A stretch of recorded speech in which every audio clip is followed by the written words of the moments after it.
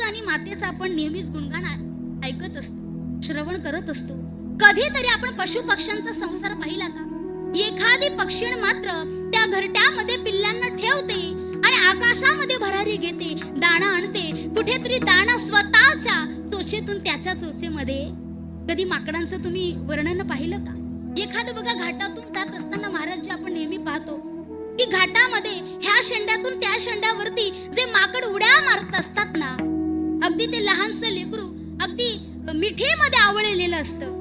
आपल्याला असं वाटतं कधी कधी पाहिल्यानंतर, हे लेकरू, हे बाळ जर खाली सुटून गेलं तर. पण नाही मायबाप, ते माकडीनिसा अगदी त्या बाळाशिक्षी असलेले जे प्रेम आहे, त्यांना सुद्धा विश्वास असतो की माझी माता मात्र की मला खाली सोडणार नाही. अगदी कडकडून मिठी मारलेली असते. त्याप्रमाणे तुकोबरा म्हणतात की संत आहेत मातेची या चित्ती, अवघी बाळकाची व्याप्ती. सतत मातेच्या चित्तामध्ये त्या बाळाविषयी काय असते? व्याप्ती असते, विचार असतात.